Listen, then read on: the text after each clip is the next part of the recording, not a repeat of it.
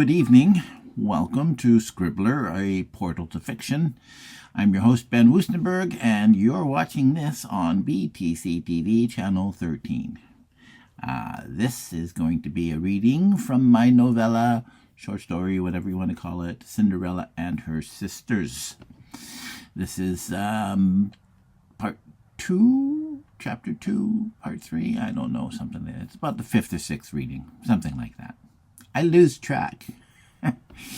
That's what happens. Anyways, I'm going to read this because I'm expecting a phone call and I know it's going to interrupt me and I'm going to have to start this all over again. So let's just get this on. Okay, here we go. Sometimes when Baltazzi is sitting alone, he finds himself thinking about how he was forced into his retirement. It's not something he likes to dwell upon, but it's always there, at the edge of his mind, like a nagging, persistent doubt. He tries not to feel sorry for himself either, but then life hasn't always been fair, has it?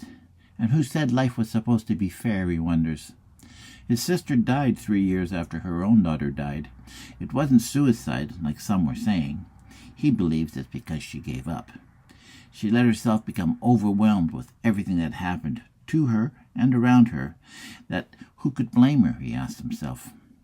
There's no other word he can think of to describe it, because he knows that life can be overwhelming at times. What he calls his previous life, his once-upon-a-time nightmare of a life, was a life filled with financial chaos that involved international land speculation, stocks, bonds, commodities, and investing. He worked 14, 16, sometimes 18 hours a day, and his 6-day work week was quite often 7.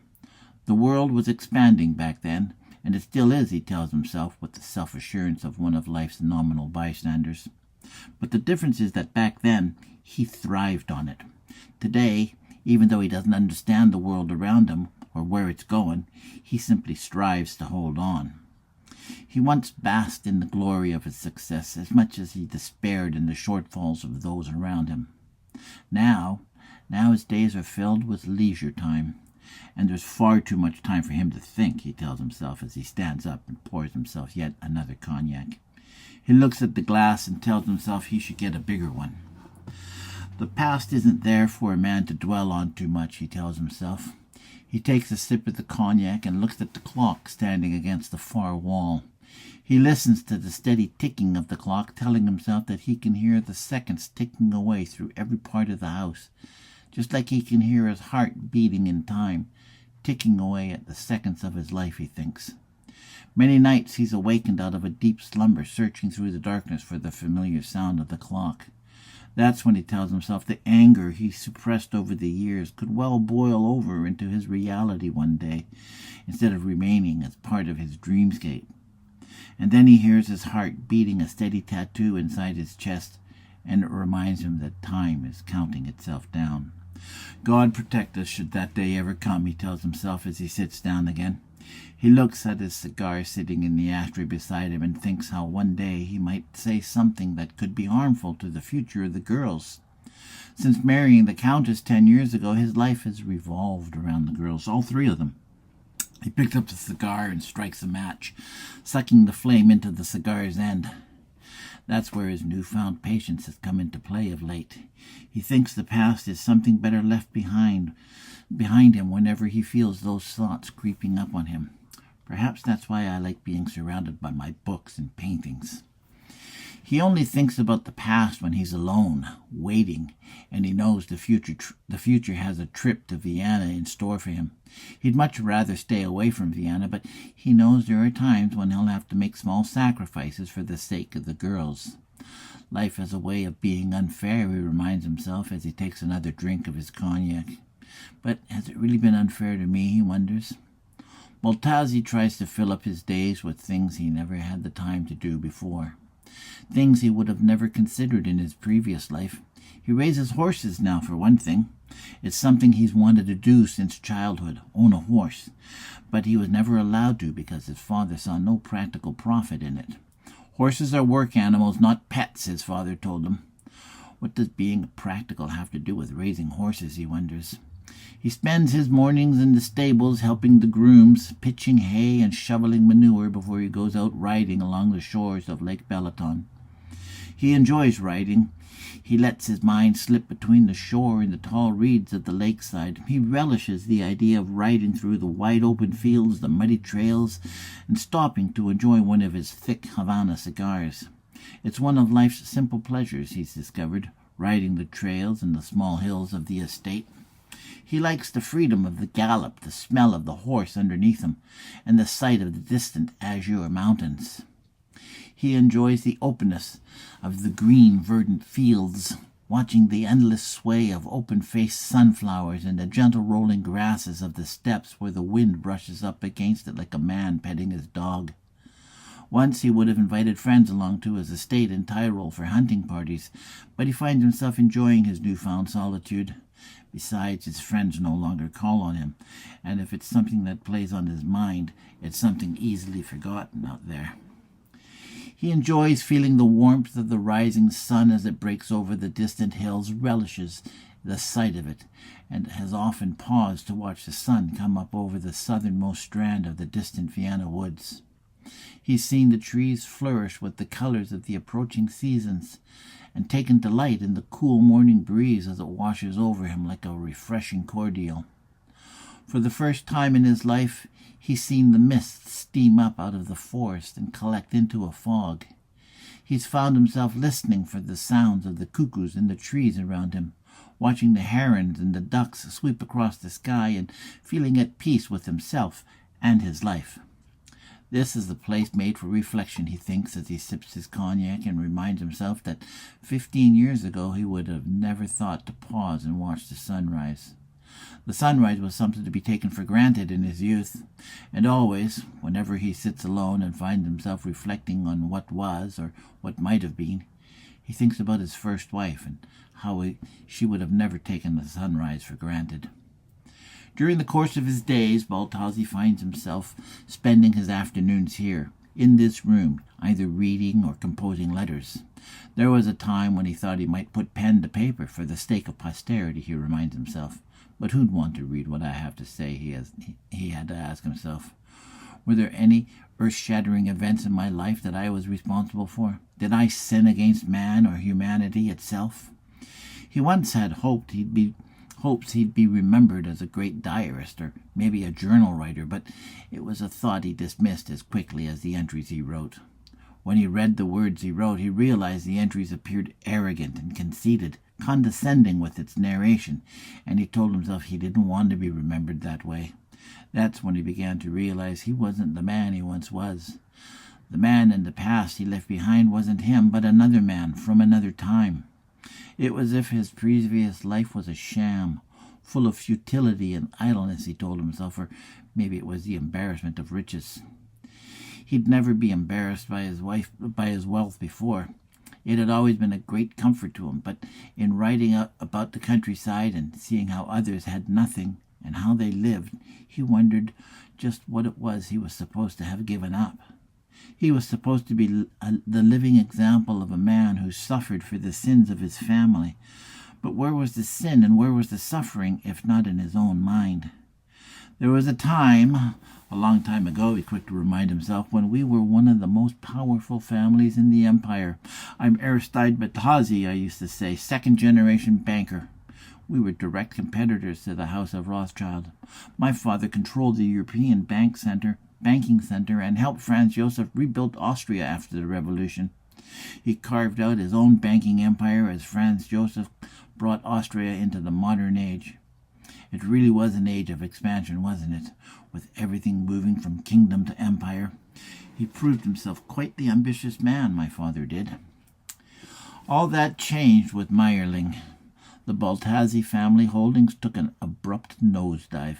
It was his niece killed by Rudolph in what official reports were calling a terrible hunting accident. With the press unable to report the truth, Baltazzi made certain the truth came out, telling the story of the murder-suicide to a brash American newspaperman in Berlin, igniting a majestic scandal worldwide. The emperor needed someone to blame, never thinking it might be his own son's failure to deal with whatever issues confronted him. As far as the emperor was concerned, it was his son who was murdered and the mistress who took her own life. Inconsolable about his loss, angry and embarrassed, Franz Joseph struck out at the only man he felt should be held responsible. Someone had to be held accountable at the very least, and he set about to destroy the Baltazzi family empire. Franz Joseph succeeded to such degree that Baltazzi's sister died of a broken heart just 3 years later. His first wife died 5 years later in 1893, giving birth to Annette. If he was a lesser man, he might have blamed the emperor for his wife's death. He wouldn't allow himself to stoop to such levels and be the bitter man who blamed others for his tragedies. Women died giving birth all the time. It was a fact of life, and only God can answer the questions that haunted those who were left behind. Just like there are people who kill themselves every day, a part of him reminds himself. Baltazzi still has lands and has accumulated a vast amount of wealth over the years, but now he has his prized stallions. A man of his ambition always has secret bank accounts with extra millions no one knows about or suspects, vaults with hidden deeds to properties acquired years ago and held on to with the thought of retirement in mind. When Baltazzi decided it was time to remarry, he found himself enamored, as he liked to say, of a certain Hungarian countess, Constanza Burian. It had been 5 years since his wife died. The countess claimed to be a direct descendant of the Metternich name, but had lost a large fortune with the economic failure in 1898. People still held her name in good standing, but more important than that was her spotless reputation at court. The love that formed with Baltazzi and the Countess was more than just a creative byproduct of a mutual arrangement. After all, she needed his wealth to survive as much as he needed her good name to assure his daughter's future. But at the same time, he thought of the love she had for him as more than a signing bonus. He graciously accepted her debts as well as a household that included 2 daughters and 3 personal secretaries. There was a chef, a gardener, a chauffeur, and 13 cleaning staff as well. The only possession he brought with him, besides his properties, his millions, and his horses, was Annette. Baltazzi kept the cleaning staff, the chef, the gardener, and the chauffeur, but dismissed the 3 secretaries. He said he would handle the estate's finances from now on. Over the next years, the family enjoyed winters in Tyrol, skiing, skating, and sledding from one social function to another. In the summertime, they returned to the estate the Countess had along the shores of Lake Balaton outside of Badascany, where they enjoyed the hot springs and made the occasional sojourn north to Vienna. Baltazzi used to enjoy his trips out to Vienna. It gave him time for peaceful speculation as much as it gave him time to be alone with his wife.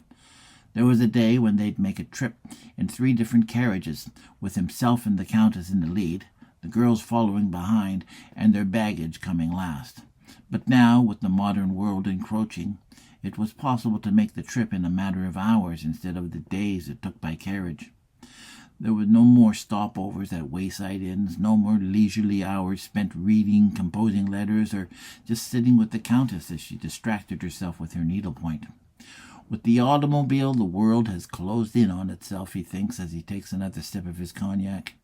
He finds himself growing nostalgic for the way life used to be, even though his personal investments include more modern inventions like the light bulb, the gramophone, and the automobile. That doesn't mean he looks to the future with the same anticipation the girls cling to. He finds the road they travel are too dusty during the summer months, the heat stifling and choking. The ruts of 1,000 different carriages have worn the narrow lanes into a crisscrossing surface like spiders' webs. During the spring thaw, the roads are thick with mud, and the journey is no faster than it was by carriage. But the Countess insists on taking the automobile to the city because she doesn't want to be looked at as being behind the times. There is an assumed sophistication that comes with owning an automobile, a richness of bearing that needs no explanation, and for the Countess, this is an important point for capturing a husband for the girls. She used the same feminine wiles on me, he thinks, taking another drink and smiling to himself. Well, there you go. I managed. I didn't do too bad. I know I stumbled a few times. I'm sorry. I'm not Stephen Fry. I'm not Matthew McConaughey. I'm not even close to any of those. But hey, one day somebody might read for me. Who knows? Anyways, that's all I've got for you today. I'm going to close this off by saying arrivederci and ciao for now. And I'm going to see you next week, the same bat time and the same bat channel.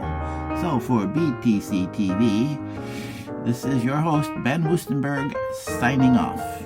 Arrivederci.